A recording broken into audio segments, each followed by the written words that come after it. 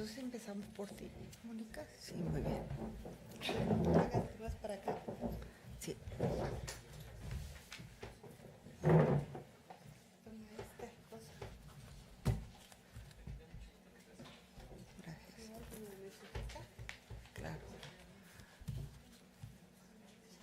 ¿Ya?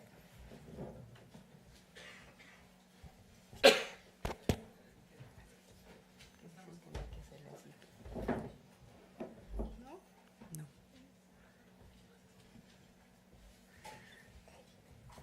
Bueno, buenas tardes. Vamos a dar inicio a la mesa redonda, aunque no esté muy redonda la mesa, pero en esta tarde vamos a ver la relación entre las finanzas y la financiarización y las microfinanzas, ¿sí? El nombre de la mesa es Sector Financiero y Desarrollo en Debate, Microfinanzas Predatorias o Democratización del Acceso al Crédito. Después de la muy interesante plática que nos dio el doctor Diego Guevara en la mañana, iniciaremos ahora con la participación de Mónica Meireles, que se llama La función social del crédito y el financiamiento a las pequeñas empresas en Brasil y México. Voy a hacer una lectura de la digamos, del currículum, más bien de la síntesis de un currículum de la doctora Mónica Meireles. Mónica es doctora en estudios latinoamericanos por la Facultad de Ciencias Políticas y Sociales, maestra en integración de América Latina por la Universidad de Sao Paulo y licenciada en Economía en la Universidad de Sao Paulo. Es miembro del Sistema Nacional de Investigadores, y actualmente se desempeña como investigadora asociado C en el Instituto de Investigaciones Económicas. En el área de Economía Fiscal y Financiera es profesora de la Facultad de Economía y es autora de diversos libros, entre los que destacan Soberanía Monetaria, Desarrollo y Pensamiento Económico Latinoamericana, Enseñanzas de la Dolarización Ecuatoriana, publicado en 2016. Entre sus publicaciones más recientes se encuentra Crédito subdesarrollado y estancamiento, crónica de la recesión brasileña. Bueno, le damos paso a la participación de la doctora Meireles para poder cumplir con los tiempos. Más o menos consideramos que era conveniente que fueran las presentaciones de 20 minutos, las 3 presentaciones, para dejarle después tiempo al comentario de la maestra Patricia Rodríguez. Sí, sí.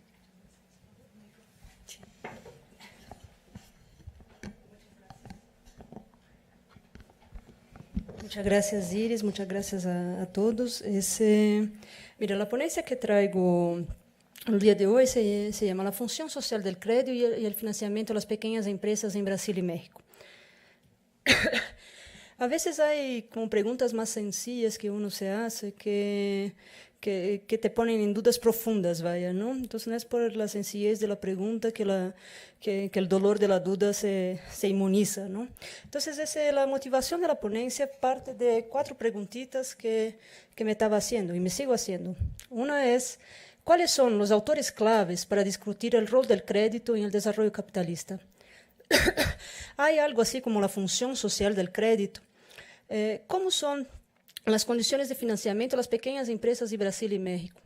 ¿Qué estrategias pueden ser adoptadas para que las finanzas o el sector financiero contribuya a la generación de empleo, mejores salarios y desarrollo económico?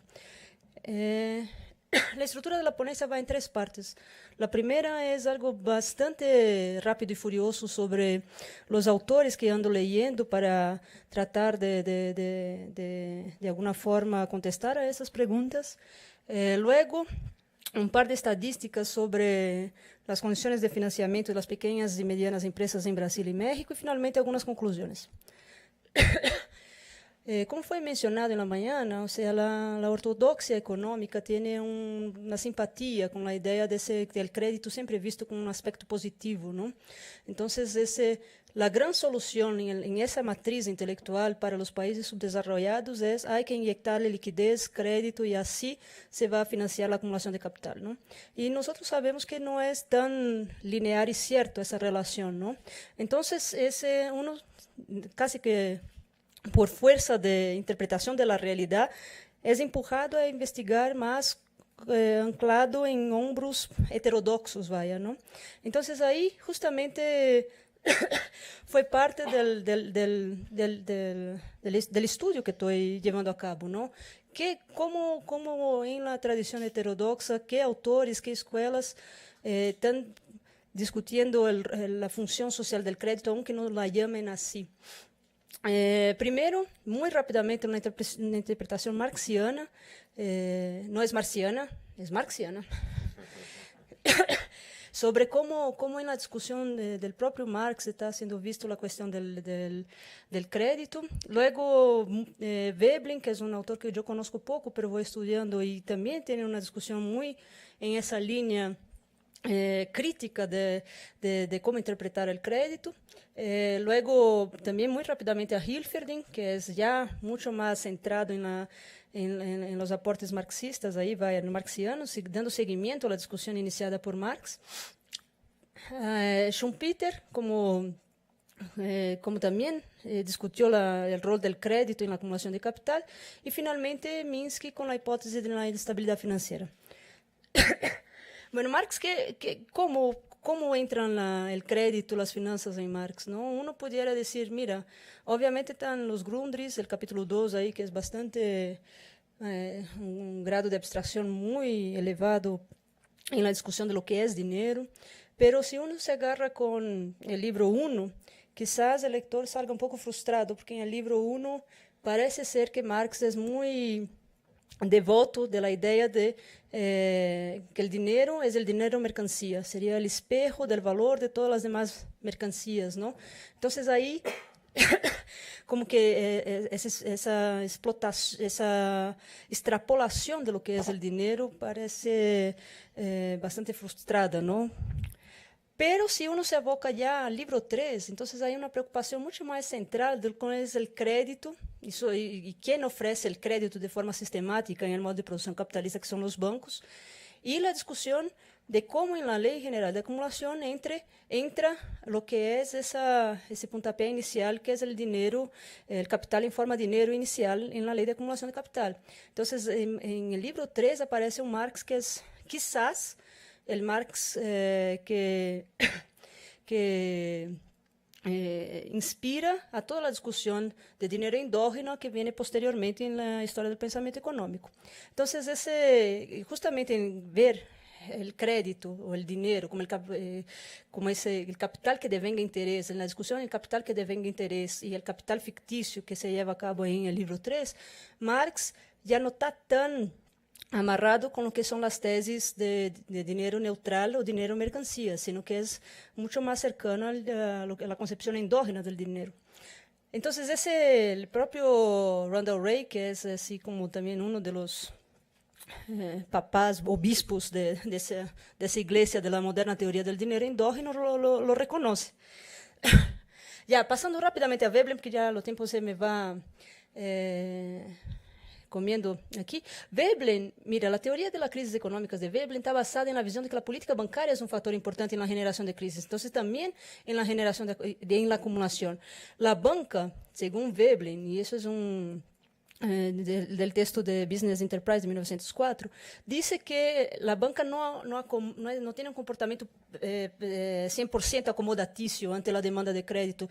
La banca está preferencialmente eligiendo algunas grandes empresas para facilitar el crédito. Entonces, hay esa tendencia en favorecer lo que en vocabulario latinoamericano sería la heterogeneidad estructural, ¿no? Entonces, las grandes empresas acaparan cada vez más y más la posibilidad de financiamiento. Y las pequeñas empresas van siendo sistemáticamente desfavorecidas en ese proceso. Entonces, ahí habría en ese comportamiento entre sector financiero y grandes empresas una tendencia a reducir los márgenes de ganancia de las pequeñas empresas, reduciendo la demanda total e incurriendo en crisis, vaya, por cambio, y en cambio en la expectativa de ganancia futura de los empresarios y las decisiones de producción e inversión. Entonces, en el argumento de Veblen está parte del argumento que posteriormente Keynes también viene a desarrollar acerca de la naturaleza de las crisis.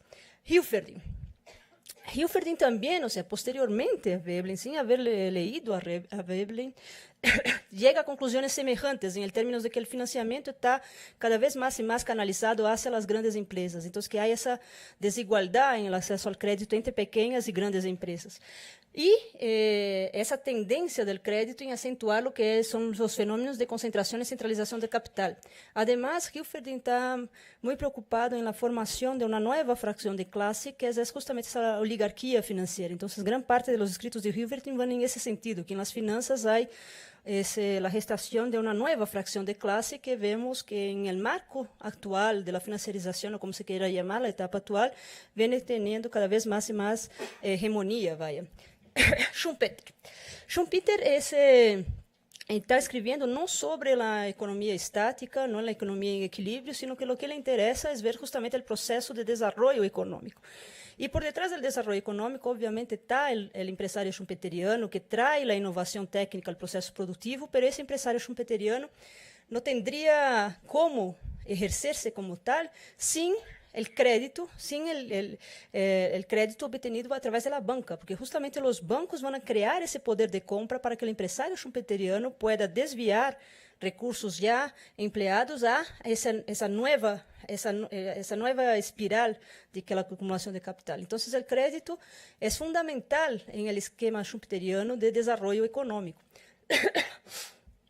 Pero es bien, mucho de la literatura detrás, la crisis de 2007 y 2008, viene hablando de que, ok, el crédito schumpeteriano tendría ese aspecto de ensanchar las vías por donde la circulación económica se da, justamente en el proceso de desarrollo económico, pero lo que se vio en los años 80, 90, fue que el proceso de innovación financiera, de forma sistemática, fue exacerbando el aspecto destructivo de esas finanzas. Entonces, más que el fenómeno de destrucción creativa, que era el resultado de cuando las empresas van cerrando, porque justamente la nueva forma de producir se va imponiendo. Entonces, lo que le pasó a Olivetti con las máquinas de máquinas de escribir, la Olivetti fue víctima de la destrucción creativa, pero lo que nosotros vivimos hoy día son empresas cerrando víctimas de esa creación destructiva del poder de las finanzas. Entonces, ahí sí fue poner de patas arriba la discusión del crédito en cómo fue tomada en Schumpeter.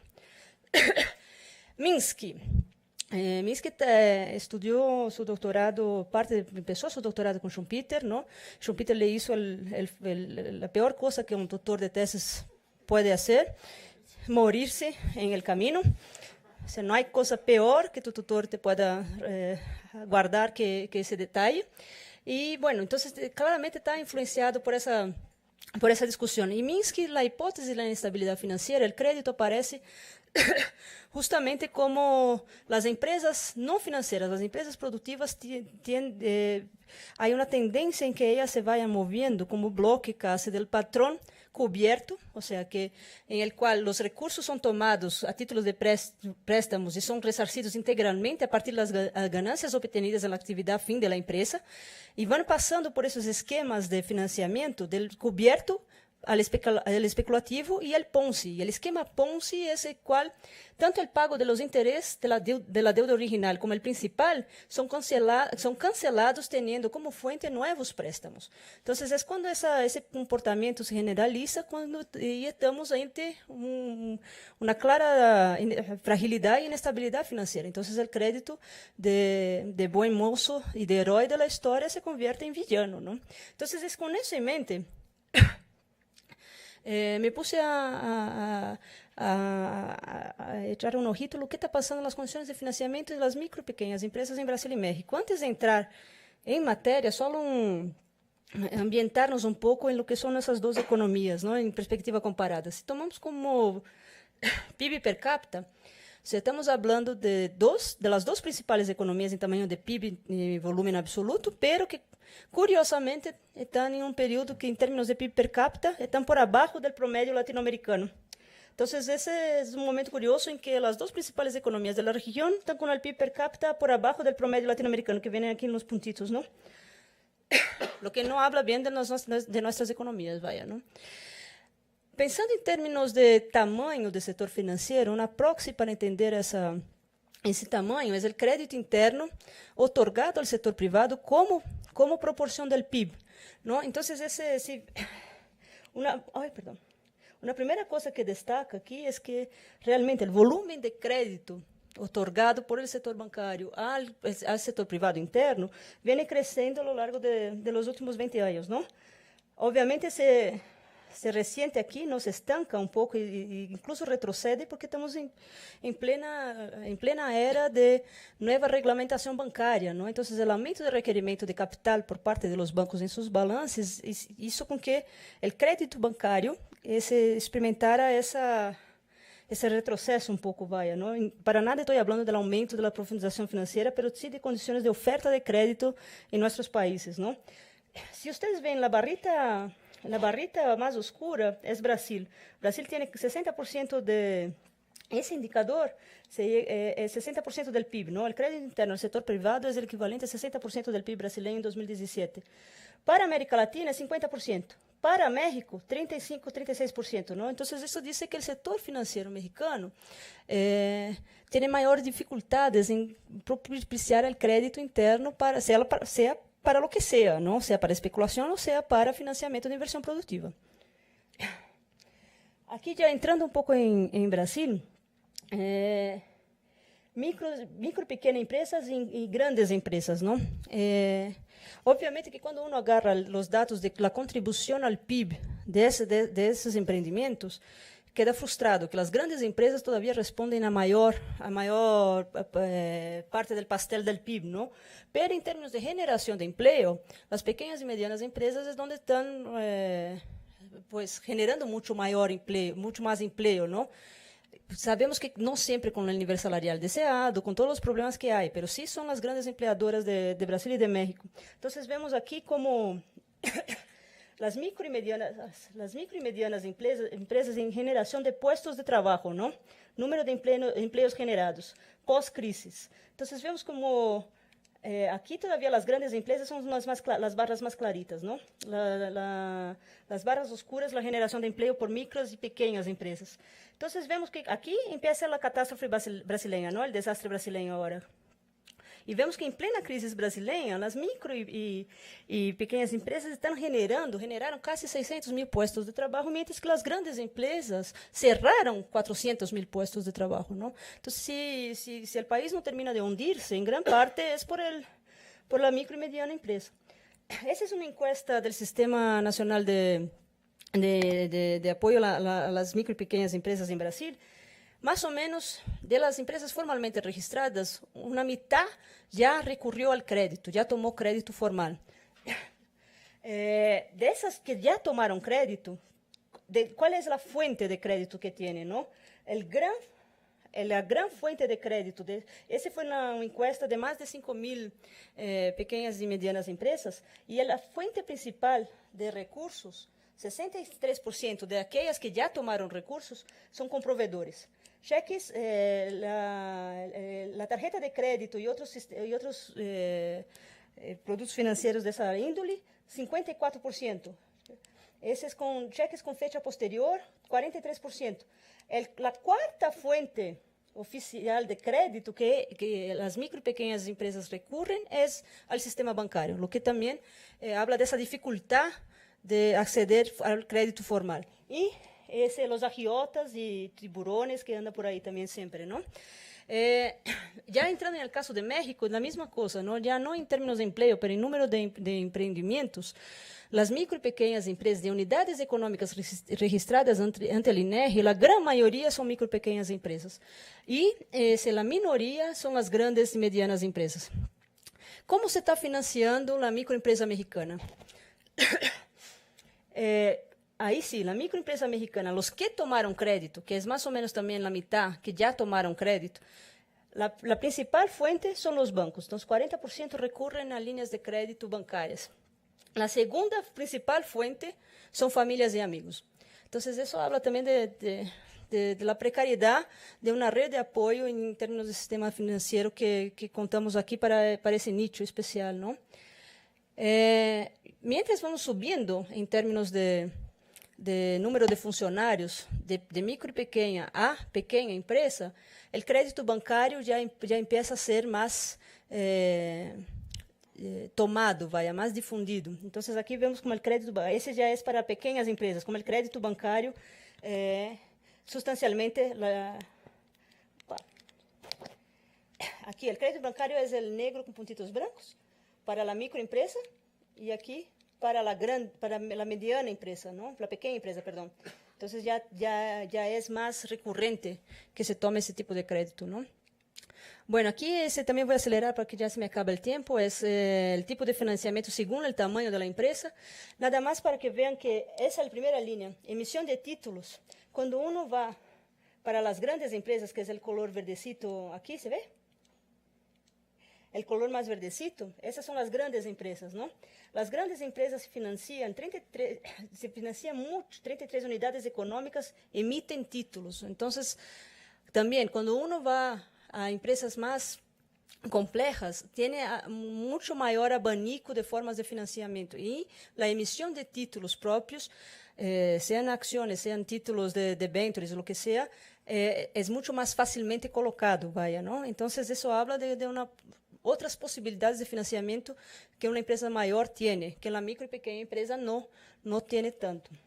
Y ahora sí, ya para concluir, a tiempo, es muy preliminar el estudio, pero uno ya puede tener algunas conclusiones, ¿no? El sector bancario y financiero y las condiciones de financiamiento de las MIPYMES en Brasil y México, en perspectiva comparada, nos hace pensar que las condiciones de financiamiento de las MIPYMES en ambos países siguen siendo complicadas y que pueden ser mejoradas, ¿no? Apoyar esos sectores significa apoyar a la generación de empleos. Con el financiamiento facilitado para esses segmentos, estamos hablando de una política deliberada de democratización del acceso al crédito, que es absolutamente distinto de lo que serían las microfinancieras privadas y su nicho de mercado. Estamos hablando de un crédito dirigido a la micro y pequeña empresa de cantidades menores que tienen compromiso con la cuestión del aumento de la capacidad de inversión y expansión de la actividad de actividades de esos agentes y que todavía tienen que percorrer un largo camino en nuestros países. ¿Qué se puede hacer? Brasil desde 2010 tiene un programa de crédito dirigido a la pequeña empresa a través de su banca pública. Y eso puede ser una lección para el caso mexicano. Sabemos que la banca pública mexicana está bastante golpeada, ¿no? Pero habría que impulsar a resucitar ese agente del desarrollo y pensar reglas para el sector financiero privado bancario nacional que realmente busquen facilitar las condiciones y cómo estimular el acceso al crédito formal para las pequeñas y medianas empresas. Muchas gracias. 20 minutos, claro. Gracias.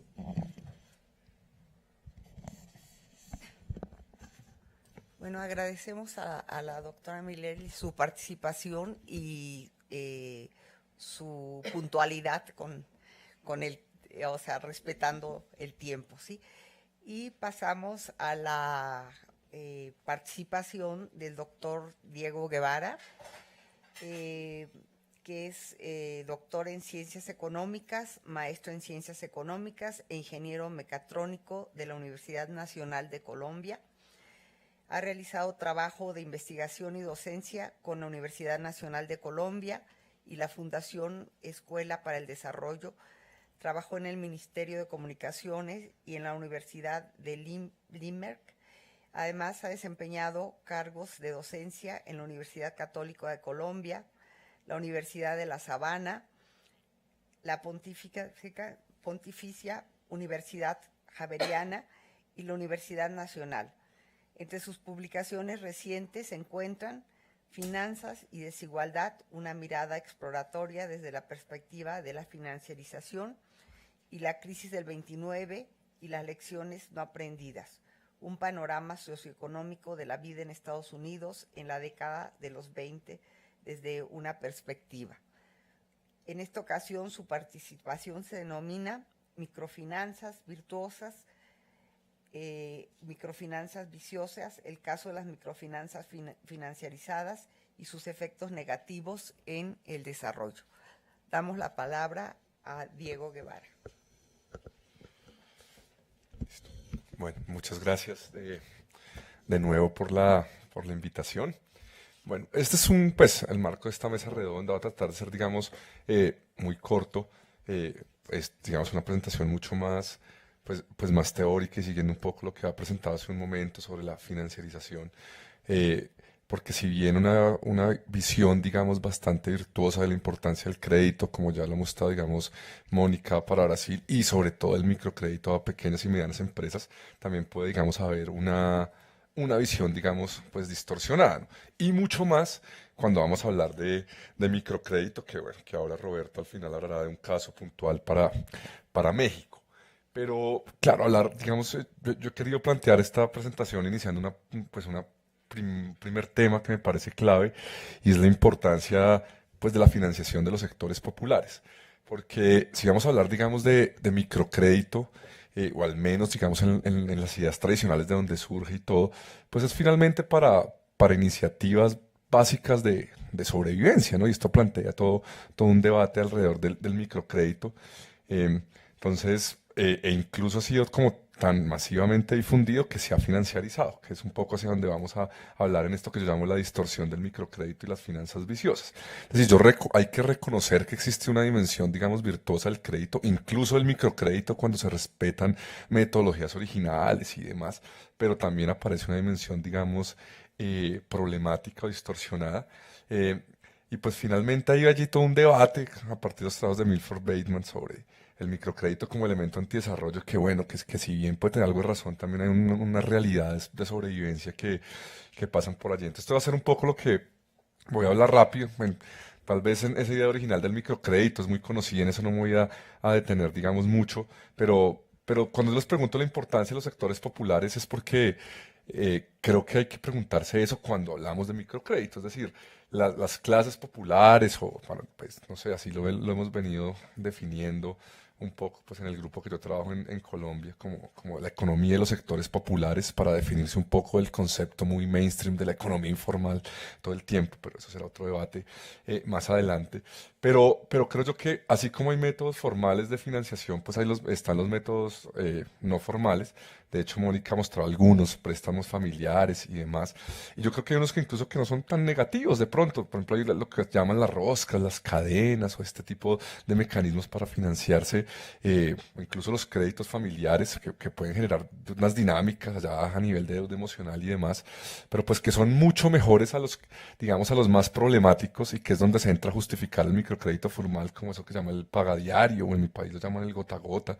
Pues que, claro, las tasas de usura son muy escandalosas, ¿no? Y se supone que en esas dos dimensiones problemáticas de la financiación, asociadas al agiotista o al pagadiario, ¿cómo lo llaman acá? Pagadiario, el gota a gota, no sé si tienen, sí, el tiburón, como este tipo de, digamos, de crédito usurero informal, pues también entra a ser una parte importante en los esquemas informales de financiación, y ahí es donde aparece entonces todo el discurso original de Yunus, de las microfinanzas tradicionales, que son mucho mejores que el pagadiario, ¿cierto? Esto es un poco la historia tradicional del microcrédito, ¿no? El origen un poco allá en esa justificación a que esos esquemas, digamos, informales de financiación, sobre todo asociados a este tiburón o a este agiotista, son bastante negativos.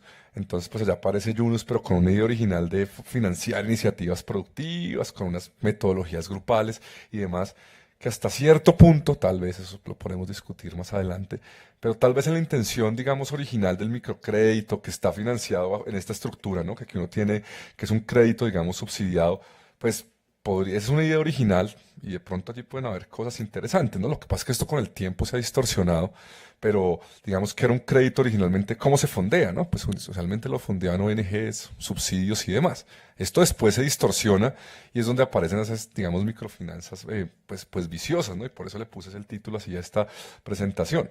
Por supuesto que aquí ya hay algunas diferencias que uno puede plantear con Yunus y es si realmente el microcrédito, así incluso sea financiado por ONGs o por financiamiento externo, si realmente ayuda para salir de la pobreza. Yunus siempre se presenta en todos los países del mundo o se presentaba hace 20 años diciendo en el futuro la pobreza será asunto de museos. Porque con el microcrédito fundamentalmente la vamos a superar. Eso no ha pasado y creo que es muy difícil pensar que el microcrédito sea la única solución o como ese santo grial para superar la pobreza. Sin embargo, veo que se conviertas con una herramienta, digamos, de sobrevivencia y que incluso en algunas iniciativas productivas puede ser importante, ¿no? Entonces, claro, eso es como ese círculo virtuoso tradicional de crédito subsidiado, que para actividades informales, ¿no? Realmente allá uno puede tener una cantidad de lista de actividades informales, pero que le permite a la gente una actividad económica informal autoemplearse y básicamente generar unos ingresos pues para sobrevivir. En algunos casos más exitosos que otros habrá superación de la pobreza, en otros no. Pero esa era la idea, digamos, original allá de Yunus.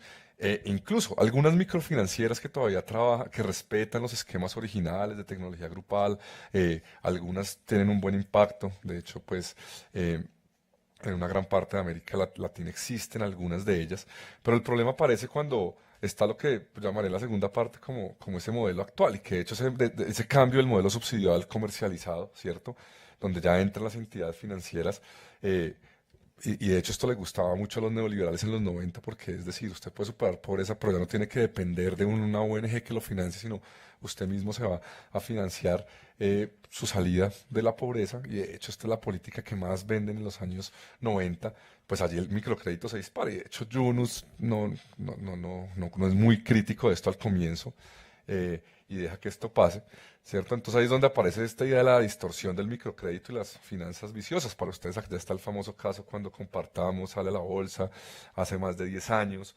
De hecho, en la India también hay otra que antes llamaba SKF Microfinanzas, y que se vuelve un negocio pues muy atractivo pues para los inversionistas financieros, y pues ahí es donde aparece la noción de financiarización. Es decir, pues para un accionista el negocio de las microfinanzas es muy interesante y puede llegar a ser muy atractivo, porque si bien son bajos montos de capital, pues son muchas las personas, digamos, pobres o emprendedores pobres, como los llaman, que acceden a ellos a unas altas tasas de interés, y pues se hace, digamos, atractivo, ¿no?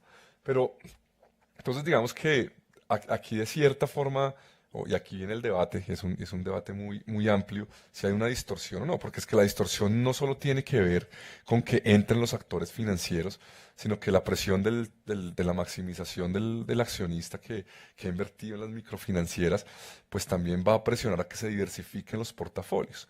Entonces, básicamente, ya no solo es microcrédito para apoyar iniciativas productivas, sino que bajo el manto del microcrédito se empiezan a otorgar microcréditos de consumo, microseguros, y todo esto lo entran a englosar el negocio, digamos, microfinanciero. Y allá hay una distorsión, y de esto hay bastante literatura, sobre todo para los países del sudeste asiático y demás. Está el documental, hay un documental danés también muy interesante, Caught in Microdebt, Atrapados en la Microdeuda, que está en YouTube, que muestra las dimensiones problemáticas, la presión sobre las personas.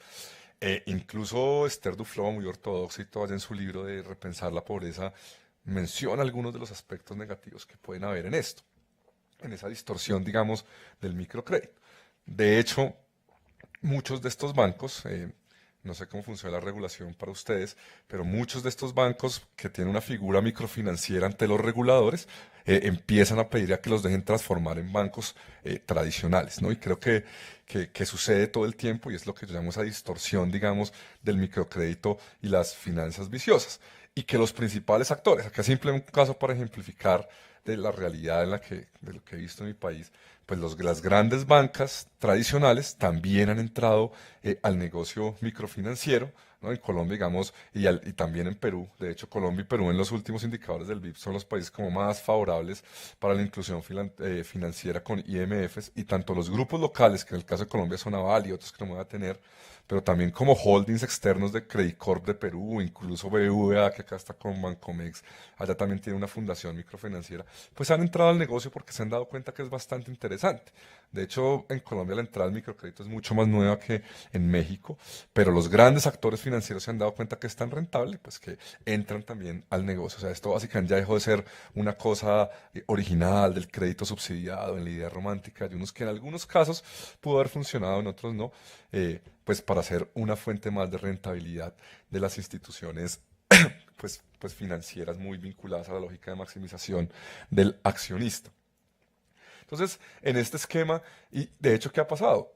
Que cuando vienen choques externos, por ejemplo, hoy la cartera vencida más de todas en Colombia es la de microcrédito, por encima de la vivienda, de consumo, son las carteras más vencidas, y ustedes saben que pues son de las que tienen mayor tasa de interés. De hecho, el debate que yo siempre tengo allá con Asobancaria, que es la asociación, digamos, de los bancos, es que, y seguramente acá es la misma idea, nosotros tenemos una tasa de usura para microcrédito alrededor del 52%, pero un poco se presiona desde las agremiaciones de la banca, se presiona bastante para que se elimine la tasa de usura, que sea un precio más sujeto al mercado, que no debe tener un precio máximo de regulación, sino que el mercado va a ser la mejor asignación del mundo, bajo el argumento que esto será mucho mejor que el del tiburón o del agiotista.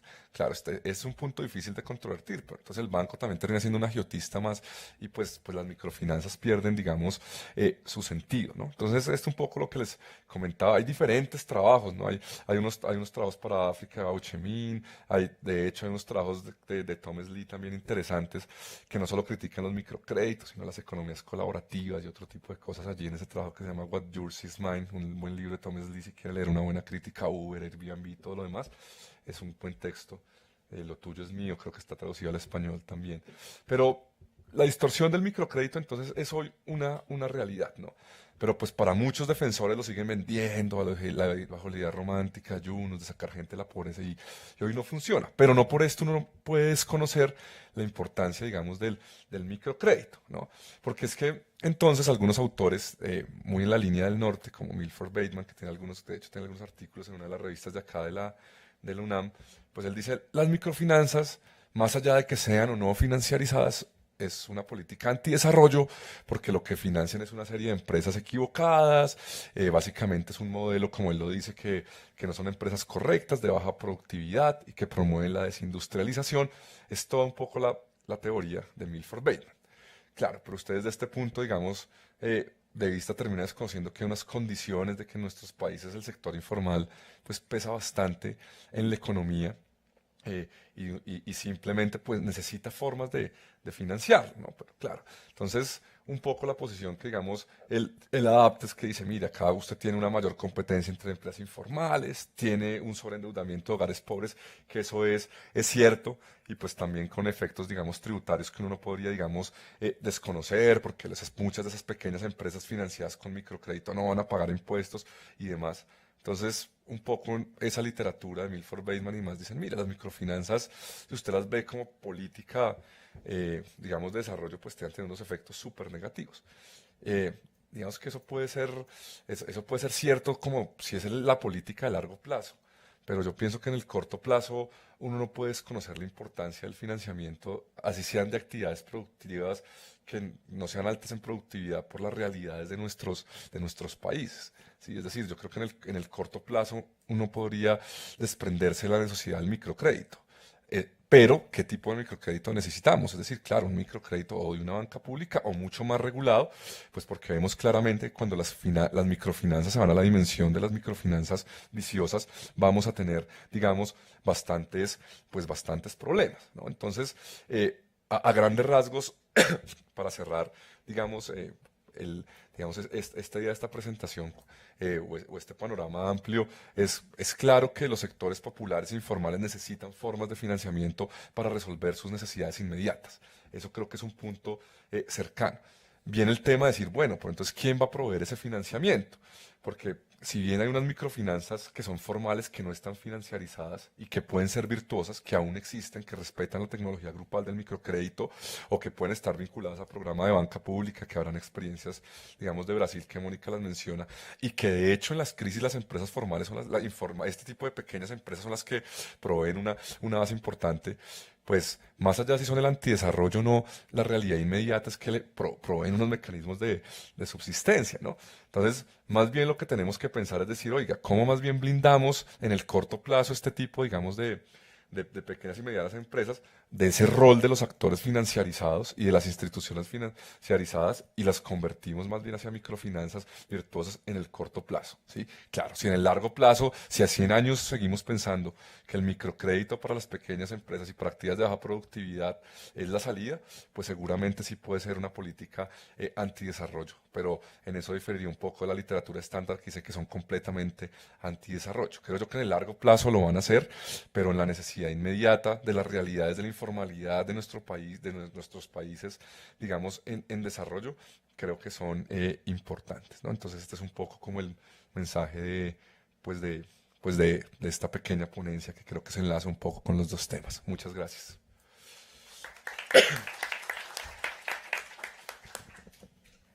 Bueno, agradecemos la presentación del doctor Diego Guevara y pasamos a la siguiente presentación, que es la de Roberto Soto. Roberto Soto es doctor en Economía por la Universidad Autónoma de México, postdoctor por el Centro de Estudios en Administración Pública de la Facultad de Ciencias Políticas y Sociales de la UNAM, y actualmente se desempeña como profesor investigador en la Unidad Académica en Estudios del Desarrollo de la Universidad Autónoma de Zacatecas. Es miembro de la Red Iberoamericana de Estudios del Desarrollo y del Sistema Nacional de Investigadores Nivel 1. Entre sus publicaciones se encuentran América Latina frente a la crisis y la financiarización y especulación e innovación financieras, mercados de derivados y consecuencias macroeconómicas en México.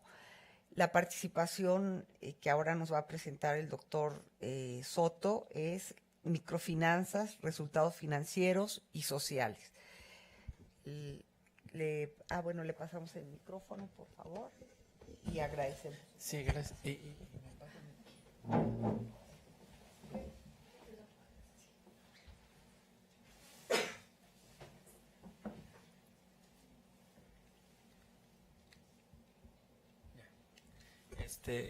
Gracias nuevamente por la invitación a Mónica y a Esmeralda. Y bueno, pues estamos aquí. Bueno, Claudia, Esmeralda, mis compañeras de la licenciatura y del doctorado. ¿Cuál es el problema de las microfinanzas? En el caso mexicano, primero hay que tomar en cuenta que esto surge como consecuencia o surgen como uno de los efectos es porque la banca de desarrollo en México prácticamente está desmantelada. El papel de la banca de desarrollo en nuestro país es mínimo. Las microfinanzas sirven para administrar la pobreza, porque la pobreza es visto como un negocio. Las microfinancieras en México y en el mundo, principalmente en México, son de las más rentables. Eso explica por qué los bancos se meten ahora en este negocio, porque los bancos tienen menor rentabilidad medido en ROA y en ROE que las microfinancieras. Entonces dicen, bueno, si los pobres son un negocio, me meto al negocio del microcrédito. Y obviamente las microfinancieras ya están operando con la nueva cambio de reglas, porque ya ven, las leyes cambian aquí. Las microfinancieras ahora operan como bancos. Siguen prácticamente casi los mismos lineamientos que los bancos en nuestro país.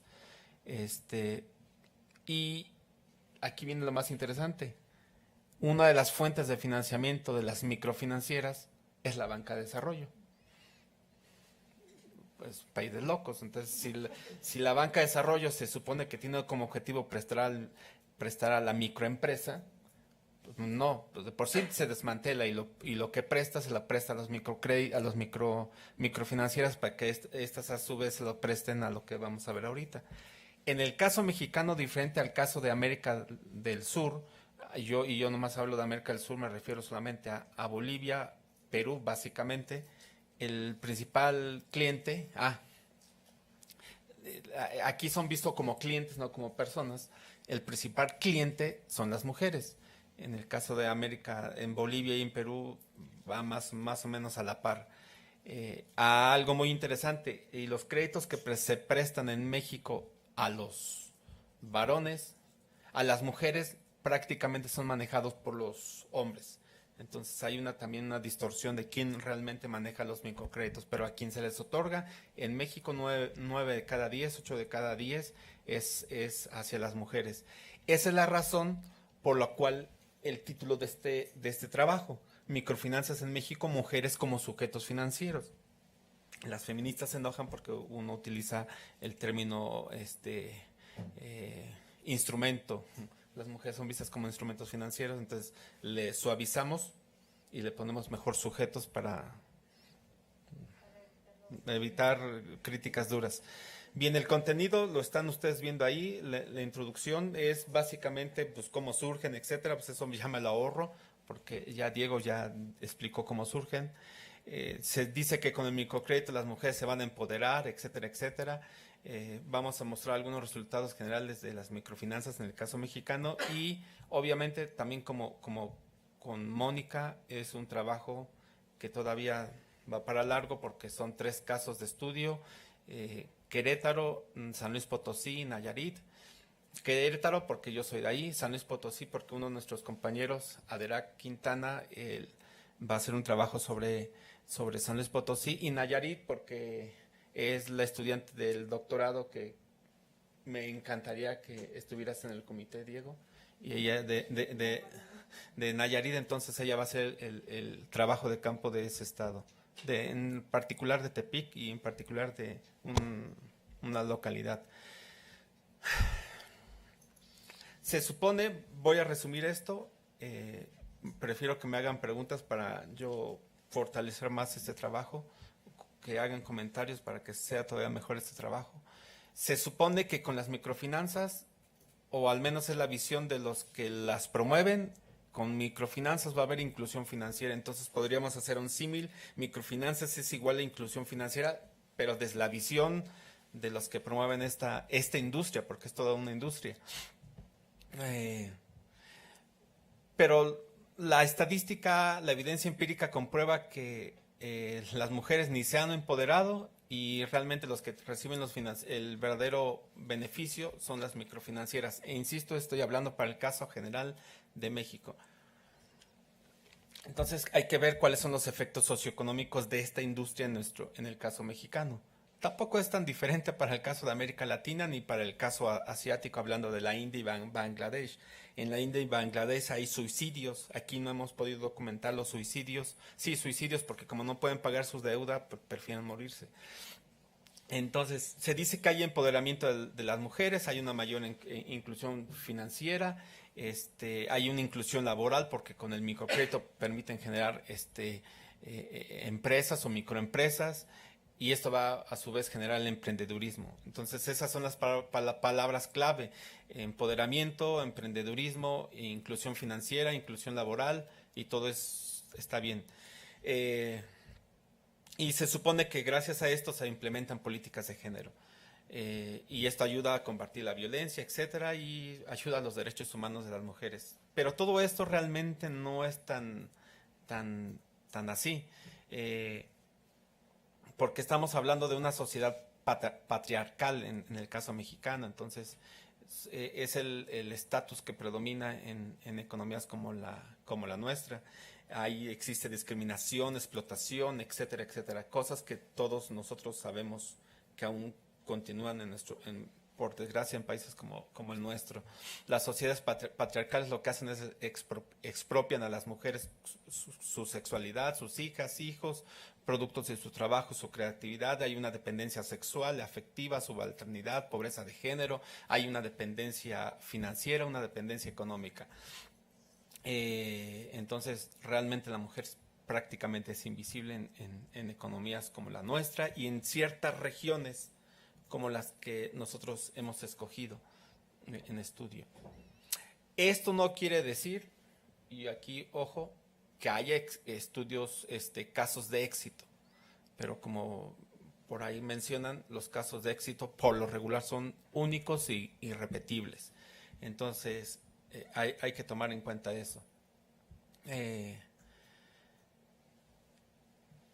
Esta gráfica es muy elocuente porque pues, nos dice que dependiendo el año, prácticamente 8 de cada 10 créditos que se otorgan las microfinancieras son dirigidos a las mujeres. E insisto, la evidencia nos está demostrando que sí, el crédito es dirigido a las mujeres, pero quien realmente lo utiliza son los hombres. ¿Para qué? Es también otro asunto, no necesariamente para cuestiones productivas. Aquí viene lo interesante, el costo. No es delito otorgar un microcrédito, el problema es la tasa de interés que se cobra. Dependiendo de la institución, en México oscila el promedio entre 70 y 90% de tasa de interés. El caso más emblemático es Compartamos, y hablamos de Compartamos porque es la institución microfinanciera más importante de América Latina, y yo creo que depende del estado de ánimo, oscilan las tasas de interés entre 80, 90, 120, 130, 140%. Y es interesante si lo comparamos con el promedio de América Latina, que oscila en 30%. Aquí no salieron los años, pero es 2010, 11, 12, 13, 14, 15. Esta ya es para adelante, para acá. Aquí viene algo interesante. Es lógico que si las tasas de interés son altas, la tendencia es creciente, y esto es el promedio en nuestro país, y hablemos de Compartamos porque la mayoría del crédito que se otorga es vía Compartamos Banco. Esto explica por qué el nivel de riesgo, si ustedes trazaran una línea de tendencia, el nivel de riesgo va incrementándose. Y la tasa de interés de los microbancos está asociada obviamente a las tasas de interés de otras instituciones, y si el Banco Central de nuestro país ya incrementó la tasa de interés, es obvio que en el 2017 y 2018 la tasa de interés de los microbancos va a tender a aumentar o tuvo a aumentar, por lo tanto el nivel de riesgo de estos microcréditos va a tender a aumentar. Y entonces nosotros estamos concluyendo algo muy interesante aquí. Una primera conclusión es que próximamente se va a presentar una crisis en las microfinanzas para el caso mexicano, porque la tendencia es al impago. Y eso se comprueba con los préstamos incobrables. Entonces, tasas de interés muy altas, nivel de riesgo muy alto, pues la gente no está pagando. Y en economías como la nuestra, pues no hay empleo, nadie compra, y si hay un negocio, pues nadie compra los productos. Y es que Bateman decía, lo que pasa es que se le otorga microcrédito a un grupo de mujeres, y resulta que las mujeres, el negocio que están poniendo todas ellas, tal vez exagera, todas ellas es los salones de belleza y el de las uñas, como se llame. Entonces resulta que en cada esquina ya no hay un Oxxo, sino en cada esquina hay un salón de belleza. Entonces los empleos se cancelan, es lo que nos dice Bateman. Entonces ese es el problema con los préstamos que se les otorga a los grupos de mujeres. Algo muy interesante que hemos encontrado es el número de instituciones microfinancieras. Son más de 3,000. La cobertura son 95% de los municipios. De hecho, hay más instituciones microfinancieras que centros de salud. 21 estados tienen el 100% de la cobertura. 5 estados concentran el mayor número de sucursales, y ustedes ya lo están viendo cuáles son. Aquí es interesante que estados pobres como Chiapas, Veracruz, Puebla, concentran un gran número de instituciones microfinancieras. La relación con los municipios urbanos, son 428 municipios clasificados como urbanos, y todos tienen instituciones microfinancieras. Y respecto a los llamados municipios rurales, el 94% tienen instituciones microfinancieras. Por eso decimos que hay más instituciones microfinancieras que centros de salud. Eso hay que comprobarlo con evidencia, con datos, pero es real. A todo esto le llaman inclusión financiera. Hablemos ahora de los clientes. Los clientes se han ido incrementando. La pobreza en nuestro país se ha ido incrementando, pero los clientes de las instituciones microfinancieras también se han ido incrementando. En 2 años se incrementaron 1,000,000. Y en promedio son 9,000 pesos que se les otorga como microcrédito. Y si se supone que el microcrédito es un dinero que se le otorga para crear un negocio, porque pues, es lo que nos dicen los libros de texto, a mí no me reclamen, es lo que dicen, pues con 9,000 pesos, díganme qué negocio se puede poner. Estamos hablando de algo así como $445. ¿Cómo se distribuye el mercado? 6 instituciones, igual, pues si sucede si pasa, esto ocurre igual que el sistema bancario, pues, solo 5 instituciones concentran todo el mercado, las demás son instituciones financieras pinchorrientas, Banco Azteca. Entonces, aquí es exactamente lo mismo. Tenemos 82, creo que les había dicho, instituciones microfinancieras, 6 concentran casi todo el mercado, en cuanto a activos y en cuanto al número de clientes. Pero las más grandes, estamos hablando, la más grande es Compartamos Banco, luego Financiera, se me olvidó el nombre, pero Compartamos Banco es el más grande de todos, concentra el 46% del mercado y 41% de los clientes. La segunda es Financiera Independencia. Entonces, estamos también hablando de una concentración del mercado en esta industria, lo mismo que sucede con el sistema bancario tradicional. Bueno, aquí explica el resto lo que hace. En el caso preliminar, aquí presento solo los datos de Querétaro. En Querétaro todos los municipios, desde el norte hasta el sur, Jalpan, Pinal de Amoles, que es la sierra, todos tienen instituciones microfinancieras. Los que no conocen Querétaro, pues llegar a Jalpan tardan un montón de horas, pero se llega, y sí tenemos instituciones microfinancieras. Son los municipios más pobres y abajo en el sur está Amealco, que es el más pobre de los pobres, porque aparte es indígena, ahí viven la mayoría de los otomís del estado. Presumo que sí conozco todo mi estado, eso sí. Podré tener muchas deficiencias, pero el estado de Querétaro, todo lo conozco. Todo, he ido a municipios, todo. Entonces, porque me gustaba irme de vago. Caso particular, bueno, para el estado de Querétaro, pues se hicieron entrevistas semiestructuradas, cuestiones de metodología. Y aquí se encontraron algunos datos. Por cada 10 grupos, 8 grupos recurren al pago solidario. Y 2 cumplen en tiempo informe. Y explico esto rápido. Pago solidario, es decir, que nosotros formamos un grupo y yo dejé de pagar, pero ellos solidariamente le pagan a la microfinanciera. ¿Me explico? Y solamente 2 grupos son los que, o sea, nosotros somos uno de esos 2 grupos. Todos, cada uno de nosotros estamos aportando nuestra cuota. En los otros 8 casos no. Yo dejé de pagar, pero como el grupo tiene que pagar, pues el grupo paga, aunque yo como miembro de ese grupo no pueda pagar, entonces ellos entran al quite por mí. Entonces, ese es porque la mayoría del microcrédito se otorga a grupos, o sea, se otorga en forma individual también, pero la mayoría de microcréditos se otorga al grupo y eso se supone para disminuir riesgos. Es decir, la solidaridad es una forma de cubrir a los morosos.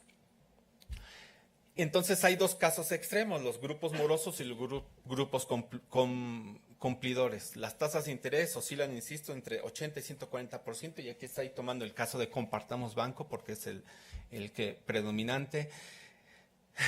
Los casos de morosidad se presentan por diversos motivos, porque realmente existe desempleo, pues ustedes bien lo saben, bajos ingresos, poca cultura financiera. Esto es muy importante para el caso de Guatemala. Naciones Unidas implementó un programa de cajas urbanas, pero ellos tienen el problema, o han tenido el problema de la poca cultura financiera de los grupos que se les otorga el crédito. Uso de los recursos por parte de terceras personas, que en realidad son la pareja masculina. Aquí viene algo muy interesante con lo que decía Mónica. Se utiliza para cubrir gastos inmediatos, ¿no? Alguna enfermedad, cosas por el estilo, o, aquí viene lo interesante, o para pagar deuda. Entonces a esto le acabamos de inventar el nombre de microfinanciamiento tipo Ponzi. Pues es lo mismo que decía Minsky, pero desde la parte más baja. De cada 10 mujeres, 7 lo usan para esta situación. Son personas que no se dedican a la venta, son personas que se dedican a la venta por catálogo. La mayoría entiende eso, ¿no? La venta por catálogo es Tupperware y Avon y cosas por el estilo. Si eso es un empleo fijo, bien remunerado, permanente, etcétera, etcétera, bueno. ¿Y quiénes son los cumplidores? Aquí viene el caso extremo. El caso extremo son, y que son los menos, son realmente microempresarias. Muchas de ellas son microempresarias, ya voy a terminar, o sujetos con ingresos estables. Su historial permite cubrir sus deudas en tiempo y forma, tienen relativamente cultura financiera, tienen capacidad de ahorro. Esto también es muy interesante. Ellos tienen capacidad de ahorro porque sí, realmente son microfinancieras, tienen negocios de todo tipo. En caso de que exista alguna persona que no cumple, simplemente es sacada del grupo. Ellos no permiten que alguien no cumpla dentro del grupo. Los bonos esto es interesante, las microfinancieras dicen, voy a premiar a los grupos que son cumplidores, pero realmente esos premios son realmente un aumento de la deuda. Entonces también los microfinancieras tratan de meterle más negocio al asunto. ¿Cuáles son las conclusiones? Eso lo voy a leer, no había leído. El empoderamiento está pensado para servir a los intereses de grandes capitales, no de la mayoría de la población. Los microcréditos generan endeudamiento, provocando que se profundicen las condiciones precarias de subsistencia. Y hablo en caso particular de México. Abordar la pobreza con propuestas de inclusión financiera deja de lado, entre otros aspectos, la percepción de ámbito de vida de las personas. Las mujeres realmente son vistas como sujetos financieros y realmente no se está buscando su empoderamiento en el sentido estricto. El Estado juega un papel en generar condiciones adversas. Y listo. Pero aquí hay algo muy importante, el papel que juega la banca de desarrollo. Por eso inicié, aunque inicié con esto, hablaba de la disminución del papel de la banca de desarrollo por los comentarios que estaban haciendo las personas que expusieron primero, porque realmente aquí atrás de esto es obviamente el papel del Estado, y el Estado pues no está cumpliendo su objetivo de otorgar el crédito, porque se supone que para que haya empleo lo primero que tiene que haber es crédito, pero bueno, esas son cuestiones teóricas ya desde una visión heterodoxa. Muchas gracias.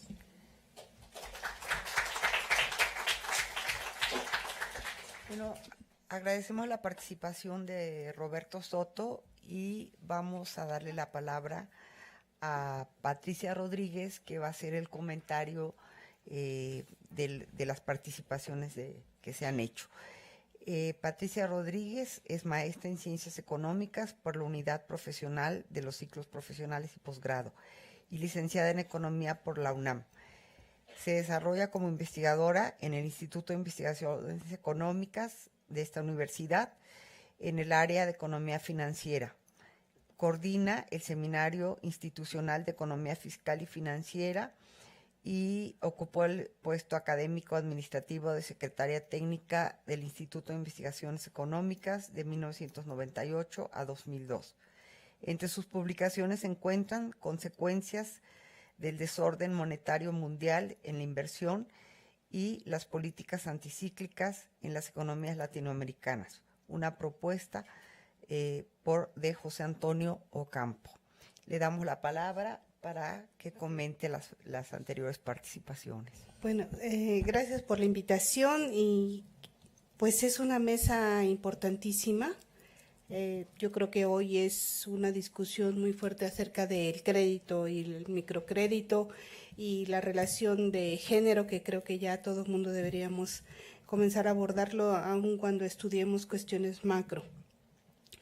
Primero, pues, un poco con Mónica, el comentario en general sería, bueno, pues, todo mundo hemos estudiado de alguna manera a estos autores. Creo que con un marco teórico entre Hilferdin y Minsky sería bastante, digamos, más corto y suficiente, ¿no? Digamos, para un trabajo, porque determina, por ejemplo, cómo se creó el sistema financiero y la relación con la industria, y cómo se generó todo el capital financiero, que es una aportación muy importante de Hilferdin, y pues de Minsky lo estamos viviendo, y cada día lo vivimos más, y ya con la propuesta también del concepto que dijo Roberto, pues bueno, lo vemos, ¿no? Yo creo que Brasil y México sí son bastante distintos ya cuando se entra al estudio y más del estudio del análisis financiero bancario, porque la estructura de los bancos es distinta. Como una de las características que los tres un poco han dicho es que en México desapareció la banca de desarrollo y eso ha causado muchísimos conflictos y ha postergado mucho pues tradicional apoyo hacia las micro y las pequeñas. Yo quería un poco verlo en términos, el comentario, en que tendremos que estudiar básicamente el sistema financiero, el bancario, tanto comercial como de desarrollo, para ver esta relación que existe como apoyo, pero dentro del marco general de la política económica, porque miren ustedes, todos estos créditos, teóricamente o realmente pueden servir siempre y cuando estuvieran dirigidos a una política industrial de desarrollo, porque ninguno de los tres habló, pero habría que ver este microcrédito y de financiarización a mujeres o hombres o rurales o urbanas, hacia dónde está dirigido para desarrollar qué sectores, qué tipo de desarrollo queremos con este crédito y con este financiamiento, qué tipo de empresas vamos a apoyar para las mujeres, y realmente lo estamos viendo el crédito como un empoderamiento de las mujeres, como una política de empoderamiento.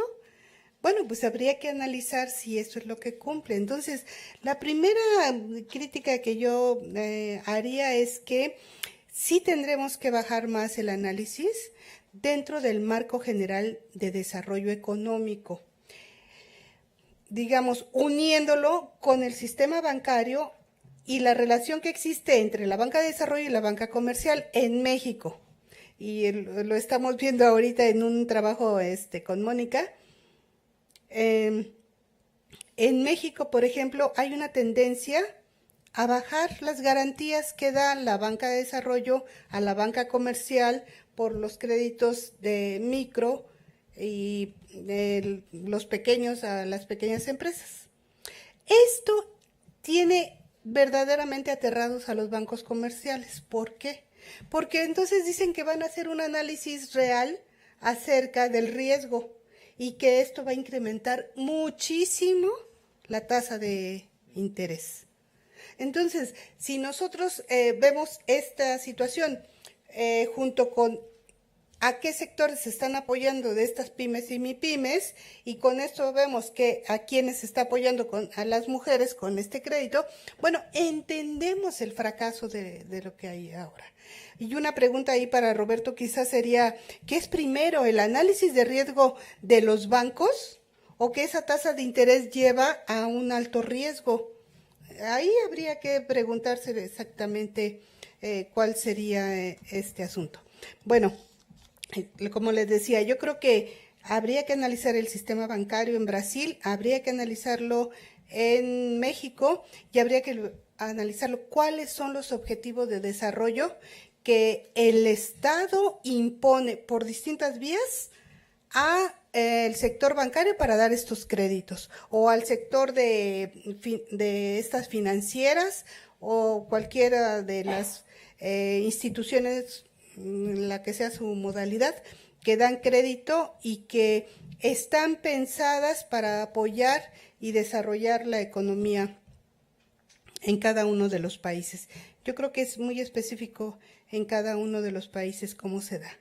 Pero habría que ver que esta idea del empoderamiento económico que también habló Roberto, y hay una discusión enorme. Creo que el empoderamiento de las mujeres no tiene que ser forzosamente el empoderamiento económico de manera parcial, porque yo sí creo que lo que se debería de ver siempre es la autonomía de las mujeres y que está considerado ahí un poco que el empoderamiento económico. Habría que discutirlo esto mucho y tener mucho cuidado cuando entrelazamos estas cosas de el empoderamiento económico como objetivo de las mujeres y no su autonomía, porque entonces como que le estamos dando realmente validez a este tipo de crédito que solamente endeuda a las mujeres, que tiene como nicho de mercado generalmente a las mujeres y no individual siquiera, sino colectivo, por el análisis de riesgo, si quieres, por lo que tú decías del apoyo, etcétera. Habría que discutirlo realmente bastante este asunto. Espera. Quise otras. Entonces, primero yo creo que en los 3 trabajos no se mencionan que hay una carencia de política económica dirigidas al desarrollo y que un instrumento puede ser este, y cómo se está dando y si existen. Creo que eso es una de las cosas que habría que ver. La otra está ver si realmente se ha desarrollado dentro del sistema financiero instituciones especializadas que enfrentan este nicho de mercado, digamos, y cuál es la estructura y el marco legal de estas que permitan o no evaluarlas de acuerdo a sus resultados. Creo que también ahí habría una diferencia enorme en cada uno de los países. Ahora, si son las carteras más vencidas, tanto como dijo Roberto, como también mencionó Diego y esta Mónica, entonces, ¿cuál es el papel que cumplen realmente? Si son las que tienen carteras vencidas, si no se está recuperando, habría que ver cómo se trabaja con respecto a este marco legal y también si no existen estos programas de garantía por parte de los estados, que muchas veces a eso van estas empresas, que tienen garantías y entonces las cobran y realmente ellos no pierden, porque ya saben que no van a pagar a quienes se les presta, ¿no? De inclusión. Una cosa que no nos dijo Mónica ni Diego y que creo que es importantísimo es qué entendemos por microcrédito, cuánto es realmente. A lo mejor en Brasil es muchísimo más dinero que aquí, 9,000 pesos. 9,000 pesos, híjole, es nada. Es quizá un promedio un poquito alto del ingreso de muchas de las familias por un mes. Entonces, habría que ver que ese microcrédito realmente a lo mejor sirve para una demanda inmediata, pero sí es importante evaluar. Ahora, esto de cuánta es la tasa de interés también, es importantísimo decir cuál es la diferencia entre la tasa de interés de México, de Brasil, de si no hay una legislación o algo que defina en las instituciones de cada uno de los países una tasa de crédito, porque pensar que hay una tasa de crédito 70, 90 o 140, por Dios, nada. Entonces, ¿quieres decir que está más alto que las tarjetas de crédito que nos cobran 45%, aparte las comisiones y demás? 70, 90% de una tasa es pues realmente, yo recuerdo cuando la crisis de 2008 y desde 95 que decían los bancos no prestan porque saben que no van a pagar. Entonces prefieren invertir en la financiarización, digamos, porque saben que con esta tasa de crédito que necesitan prestar, nadie va a pagar. Quizá eso es lo que esté pasando también en estas instituciones. Y lo que tendríamos que proponer es una cierta política de reestructuración. Bueno, yo creo que finalmente lo único ya al final es decir que esto lo que a mí me lleva a pensar es que hay una desvinculación real entre las empresas, el crédito, las micros y medianas empresas y el crédito. Hay una desvinculación, no está funcionando y por lo tanto no debe de tenerse tampoco una vinculación con el empleo, porque ¿qué tipo de empleo podría estar generando realmente estos? Quizá es un autoempleo nada más.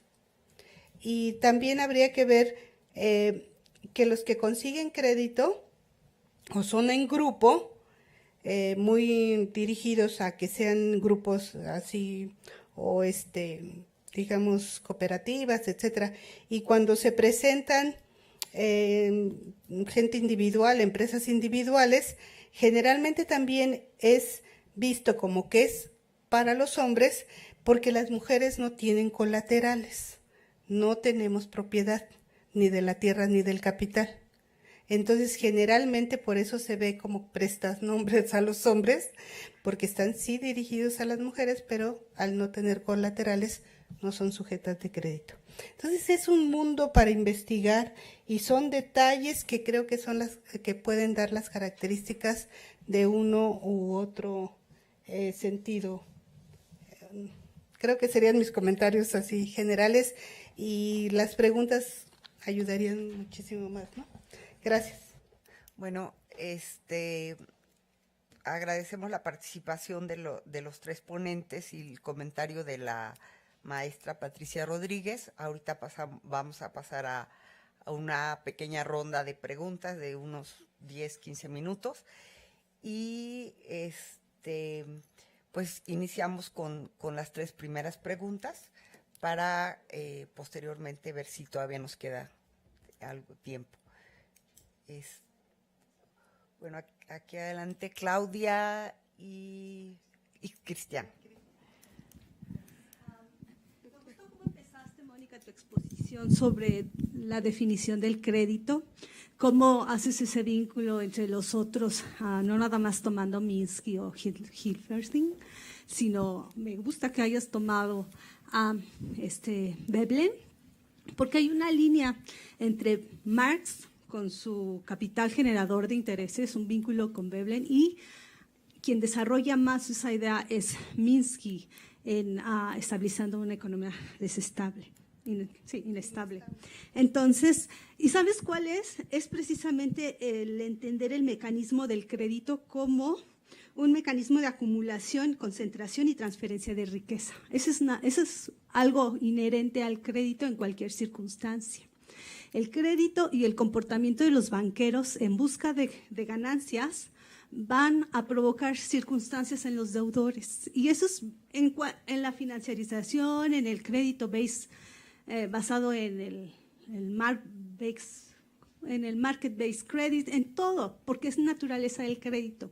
Entonces, si ese crédito no se regula a través de ciertas políticas y un cuadro regulatorio definido, es exponencial, toma una naturaleza viciosa y eso lo podemos aplicar precisamente a las microfinanzas, que otorgando pequeños créditos en un contextos desregulados, en contextos donde se elimina la banca de desarrollo, que era de desarrollo porque operaba en términos de pérdidas, no era rentable. Es cuando entonces el crédito es adecuado, pero cuando el crédito se cambia, cuando cambia la naturaleza de la banca de desarrollo y se tiene que comportar como una banca privada que busca ganancias, cambia, se distorsiona lo que virtualmente podría, la acción positiva del crédito. Me escandaliza un poco el entender que pudieran utilizarse las microfinanzas como un medio de desarrollo, cuando sabemos que lo único que puede generar desarrollo y crecimiento y una mejor distribución del ingreso es el incremento de la formación bruta de capital, es decir, la inversión en esos volúmenes para la ampliación de la empresa, que cuando se fragmenta en pequeños créditos de 9,000 pesos, que es lo que te cuesta unos zapatos, una bota, una bolsa o lo que sea, es nada, se nulifica esa capacidad, esa potencialidad de la inversión. Entonces, creo que desde la perspectiva teórica y naturaleza del crédito podemos entender bien por qué no funcionan las microfinanzas. Ahí quedaría mi comentario. Cristian, por favor. Quiero hacer dos, pero voy a ser muy breve, si me dan permiso. Uno es una pregunta con la diversidad de las microfinanzas o finanzas populares, ¿no? Porque no sé si es el mismo término. Entonces, hay una diversidad institucional y también en términos de productos. No sé si se refieren a todo. Entonces, pero mi pregunta es, ¿podemos decir cuáles son los buenos o los malos? ¿Hay dentro de esta diversidad? En cuanto a instituciones y en cuanto a productos, ahorros, seguros, etc. Bueno. Y mi segunda pregunta es, ¿a quién o a qué podemos realmente culpar por la falla de las microfinanzas? Entonces, ¿podemos culpar las microfinanzas o es la falta de una política macro, ¿no? Entonces, eso no me quedó muy claro en las ponencias. ¿A quién realmente le dan las culpas? Y sí, ¿no? Bueno. ¿Alguna otra pregunta? ¿O cómo?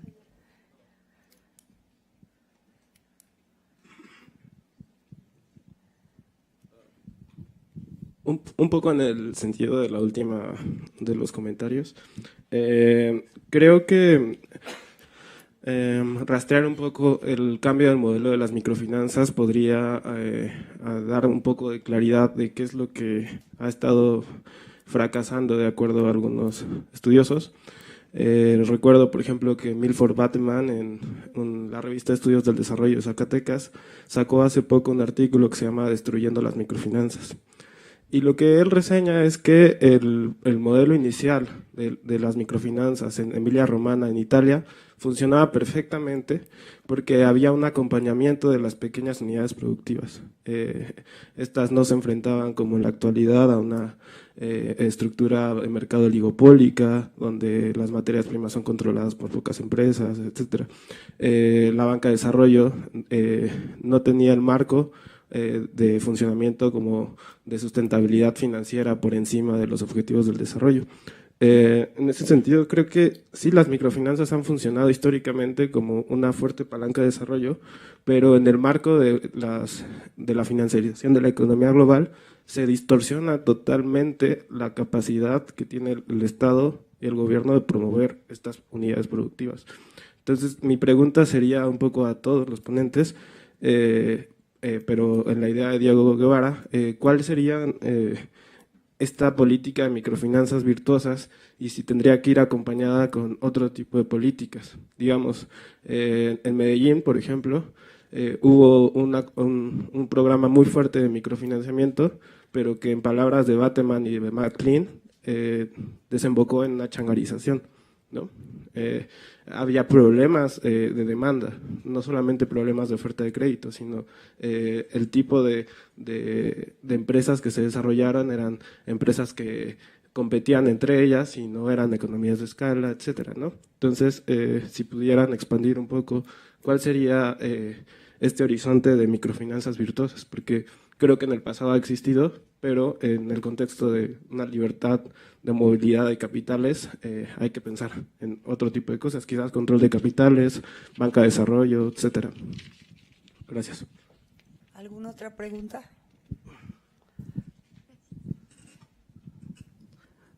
Bueno, mi pregunta es muy concreta. Realmente es una duda que me surgió para el doctor Roberto.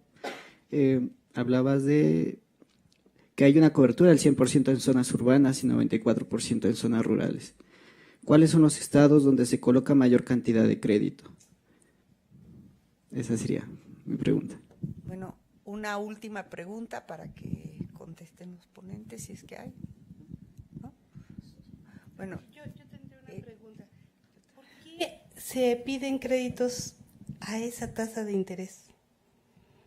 Realmente. ¿O por qué se aceptan, digamos? antes de darle la palabra a los ponentes, a mí me gustaría también hacer una pequeña pregunta, porque, bueno, yo realmente esto de microfinanzas nunca lo he trabajado, pero mi impresión es que justo a partir del comentario de la maestra Patricia, creo que es en buena medida parte de una ausencia de políticas de desarrollo, cuando menos en México, cuando se empiezan los microcréditos, las microfinanzas, ¿no? Precisamente cuando ya no existe prácticamente la banca de desarrollo, cuando se empiezan a implementar una serie de políticas de microfinanzas. En el caso de México, yo recuerdo que empezaron con lemas como empléate a ti mismo, ¿no? Después, con el gobierno de Vicente Fox, lo que se trataba era de dar estos microcréditos y todo el mundo sabía que alcanzaba para comprar una olla para hacer tamales, ¿sí? O sea, el microcrédito nunca alcanzó realmente para poder iniciar un pequeño negocio. Entonces, yo creo que, cuando menos esa es mi impresión así general, que precisamente es con la ausencia de políticas de desarrollo que, digamos, crecen las microfinanzas. Y bueno, yo creo que siendo muy distintos los planteamientos que se hicieron aquí, a mí se me hizo muy interesante esto que señalaba, por ejemplo, Roberto, en el sentido de que cuando se dan los créditos a las mujeres en una sociedad tan tradicional como la mexicana, en donde el machismo es parte de nuestra cultura, ¿no?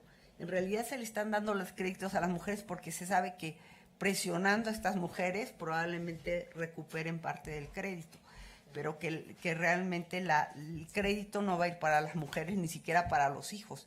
El crédito lo reciben las mujeres, y cuando menos en los poblados de Guerrero, que yo es lo que conozco, ¿sí? Es que la mujer lo recibe y está el hombre esperando y se lo lleva, ¿sí? Se lo puede beber, se lo puede gastar en otras cosas, puede ser que sea para necesidades, y que sí se apoyan mucho en estos tipos de relaciones comunitarias, sobre todo en las zonas indígenas, donde, como Roberto señalaba, si no responde la persona que fue la que pidió el crédito, va a responder la comunidad, la familia, los amigos, ¿sí? Entonces, yo creo que con estas grandes, o sea, con estas diferencias, ¿no?, que hay en las culturas de los distintos países de América Latina, lo que sí yo creo que es algo general es que es la ausencia de estas políticas de desarrollo cuando se crecen esto de las microfinanzas, ¿no? Bueno, sería un comentario y una pregunta, no sé si eso se da en otras regiones, pero aquí en México sí es terrible, ¿no? Como la mujer es un gancho para conseguir algo de dinero, y que muchas veces, como bien lo planteaba Roberto, no es para invertirlo productivamente, sino para solucionar necesidades inmediatas. No sé si participan en el mismo orden, yo creo que sí.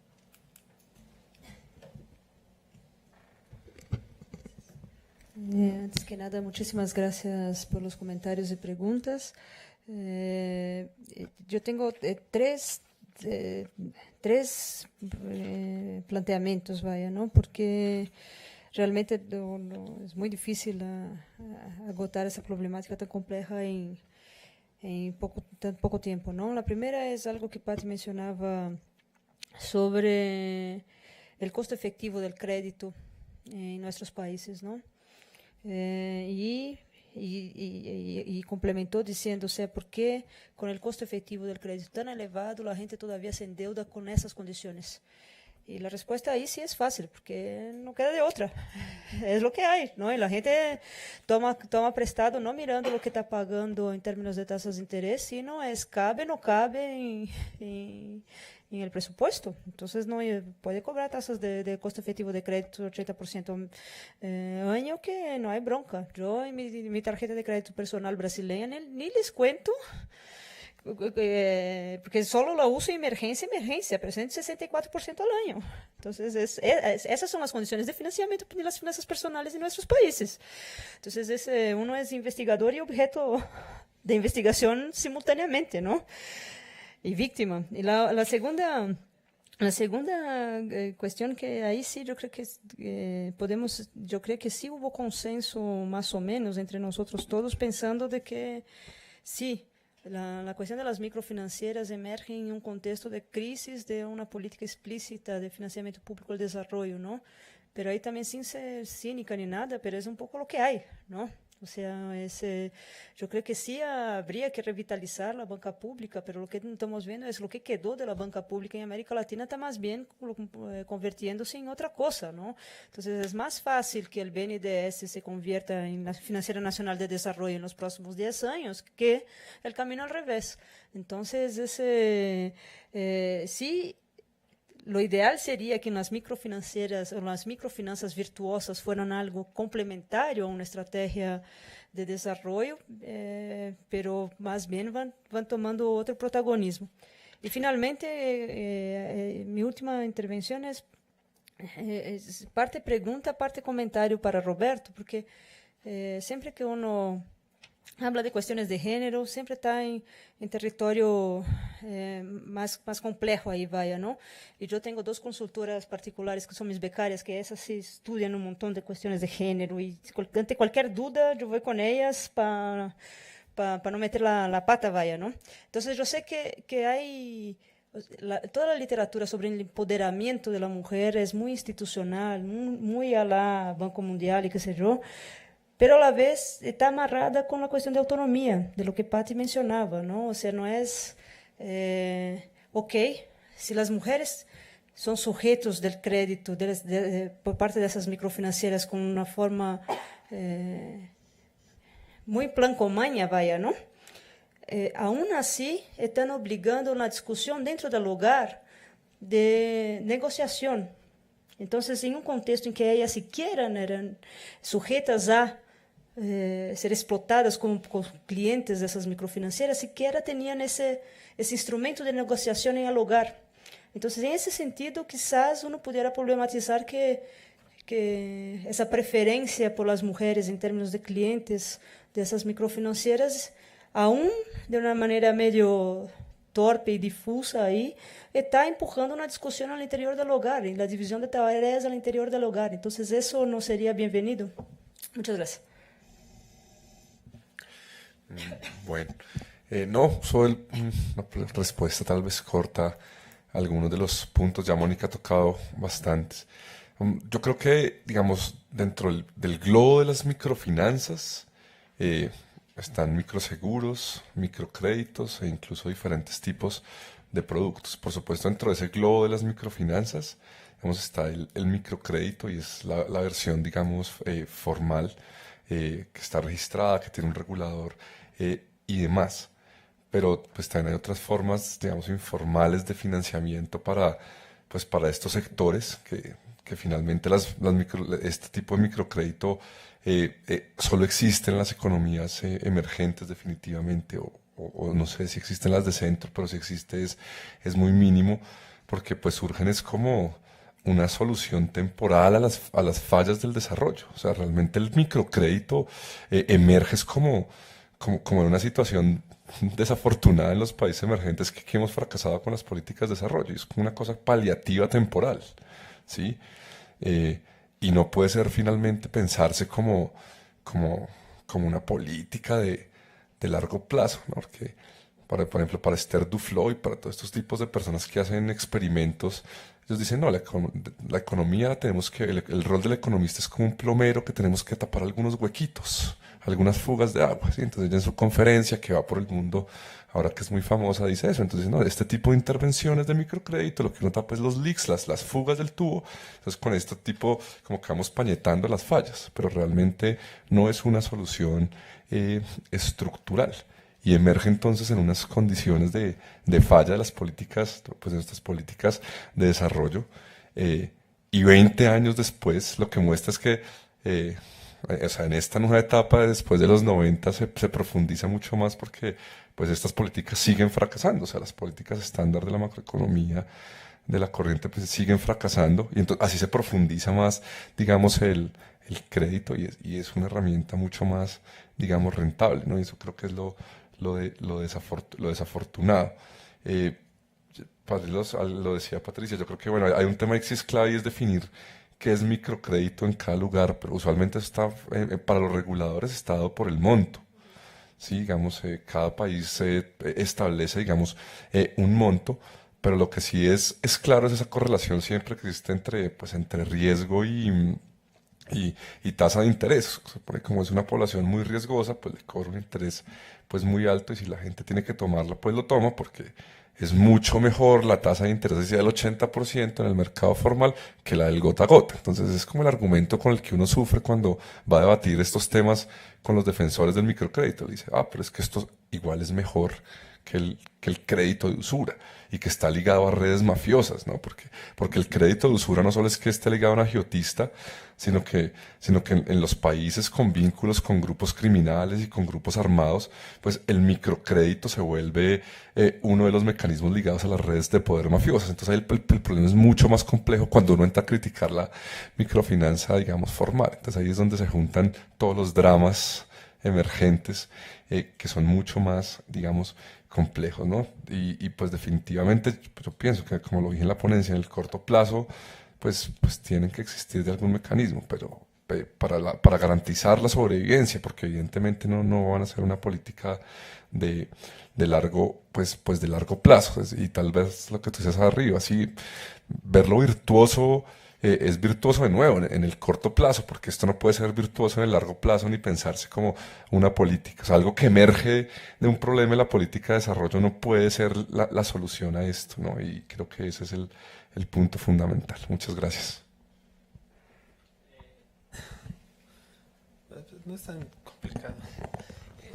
Pues el microcrédito existe porque la banca de desarrollo no funciona como debería de funcionar.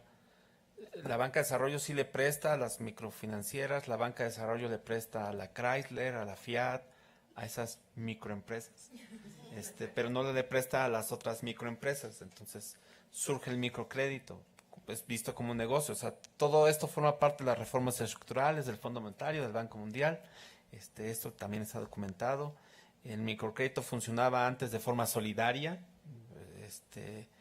pero como los donantes dijeron que esto no era viable financieramente hablando, ¿quiénes son los donantes? Estábamos hablando del Fondo Monetario, del Banco Interamericano de Desarrollo, del Banco Mundial. Tenemos que cambiar, entonces cambiamos y entonces debemos de otorgar otro tipo de negocios, lo que Diego estaba diciendo, todo lo que tenga que ver con lo microcréditos, microseguros, todo. Entonces, por eso surge el microcrédito, pues porque forma parte de las políticas estructurales. El monto depende, pues, obviamente del país, pero son montos pequeños para poner ahí cualquier cosa. En el caso mexicano, pues en cuanto a volumen, pues estamos hablando de la Ciudad de México, el Estado de México, pero eso no es, para mí no es relevante. Lo más relevante es que estamos hablando de estados como Oaxaca, Chiapas, Veracruz y Puebla, e Hidalgo, que son estados donde vive gran parte de la población de escasos recursos. Es decir, se le está otorgando el crédito a los pobres. ¿Y por qué lo toman a pesar de esa tasa? Porque pues, los bancos no se los dan. Y como tienen la necesidad de que la urgencia de que la niña tiene que abortar, pues tengo que tener recursos. Y si tengo la necesidad de tengo que pagar, pues es la realidad. La necesidad de tener que pagar la colegiatura de nuestras escuelas públicas, bueno, pues tenemos que pagar la colegiatura de las escuelas públicas, ya se hace uniformes, útiles escolares y eso. La historia de que se lo regalan, bueno, tal vez hay gente que lo cree, pero no hay que pagar ciertas cuotas forzosamente voluntarias.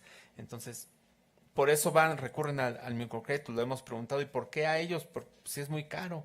Sí, pero es que nos lo dan inmediato y no nos piden tantos requisitos como los bancos. Bueno, está bien. Este microcrédito sustituye al crédito no formal, y el crédito no formal eran las tandas, o ir con la güera que te presta 10,000 pesos, pero una tasa y que tienes que pagar semanalmente a una tasa de interés todavía más alta. Entonces, mejor me voy a esa oficina que es Compartamos Banco, aunque ellos no saben que son los legionarios de Cristo, Marcial Maciel y todas esas cosas, Universidad de Anáhuac, cosas por el estilo que deben de, ya hemos analizado. Yo quería que me resolvieran mis dudas, no al revés. Empoderamiento y autonomía de las mujeres. Sí, obviamente el empoderamiento es la versión oficial del Banco Mundial. Nosotros no estamos a favor de esa visión de empoderamiento, visión oficial. Estamos más a Sí, empoderamiento económico, que es la visión oficial de las Naciones Unidas, del Banco Mundial. Sí, estamos más a favor de una autonomía más de la mujer, pero visto desde con el apoyo del gobierno, ¿no? Es que el gobierno aquí juega un papel relevante. Volvemos a insistir, la banca de desarrollo es fundamental, porque la banca de desarrollo antes funcionaba, lástima, aquí no traigo una gráfica, pero el crédito que otorgaba la banca de desarrollo ha tenido una tendencia descendente, y creo que ahora el crédito que otorga la banca de desarrollo está en 5% del Producto Interno Bruto, cuando antes era del 30-40%. Entonces, por eso decimos que se desmanteló la banca de desarrollo. Existe allá en Insurgentes, pero no existe en la realidad. Y existe para el Chrysler y para la Fiat. 400 y 200 millones de dólares fueron los últimos datos que yo me acuerdo que prestaron a esas empresas. Entonces, Olga Biosca tiene un trabajo que hizo en la ciudad en el estado de Oaxaca, en algún lugar remoto ahí, escondido de Oaxaca, donde ella nos explica que antes el microcrédito era un microcrédito solidario. Entonces, atrás del microcrédito solidario había cuestiones de enseñarle a la comunidad aspectos de salud, de educación, propiamente de cultura financiera, les enseñaban cuestiones de cómo manejar un negocio, etcétera, etcétera. Pero esto prácticamente se desmanteló. Existe todavía, pero son casos únicos, remotos, por ahí escondidos en la India, en Bangladesh, en Tailandia, en país que ustedes quieran, pero en general las microfinanzas no funcionan así, y el efecto de los microcréditos en general en las economías que me digan están funcionando como un microcrédito tipo Ponzi. Así lo demuestra la evidencia. No hay un seguimiento. Hice una estancia en Perú y en Bolivia y los dos concluyeron. Tuve la suerte de estar con los altos funcionarios de las microfinancieras. Ahí no sé cómo, pero y ellos coincidieron en que en Bolivia han aprendido de sus errores y ahora les dan un seguimiento más al uso de que se está dando del microcrédito, que antes no lo tenían. Y en Perú también están haciendo un seguimiento al uso del microcrédito para que sea más de corte productivo, generador de empleo, etcétera, etcétera. Pero es que ahí sí hay una institución reguladora. En países como el nuestro, pues el microcrédito, las instituciones están autorreguladas. Es obvio, porque pues, si los bancos están autorregulados, existe la Comisión Nacional Bancaria y Valores, bueno, allá eso creo que está también en periférico, no me acuerdo dónde está, pero realmente están autorreguladas. Pues es lógico, porque el JP Morgan, el Bank of America están autorregulados, pues forma parte de la financiarización, ¿no? Entonces, en Perú y en Bolivia, el Estado sí lo está regulando. En países como el nuestro, pues no, vivimos en un mundo autorregulado, y cuando hablamos de autorregulado es que esas instituciones son las que fijan las propias reglas del juego. Pues bueno, yo nada más quisiera pues felicitar a los ponentes realmente, y que nos hagan llegar su trabajo, porque nos va a servir muchísimo para entender todo esto que está pasando con el microcrédito. Okay. Y las mujeres sobre todo. Bueno, agradecemos su presencia y les recordamos que hoy a las 4 de la tarde inicia la mesa Financiarización y Políticas Monetarias en Economías Emergentes en la sala Ángel Basols, que es aquí junto. Muchas gracias a los ponentes, a la comentarista, y muchas gracias por estar con nosotros.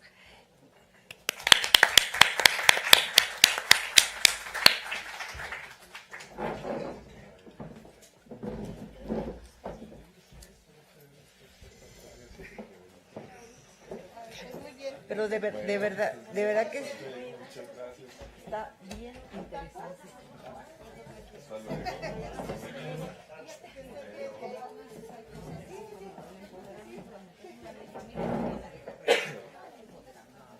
Eso no hay. O sea, entre más pobre las sociedades, menos, digamos, son más violentas hacia los derechos. Lo que destaca ventaja es que como vivimos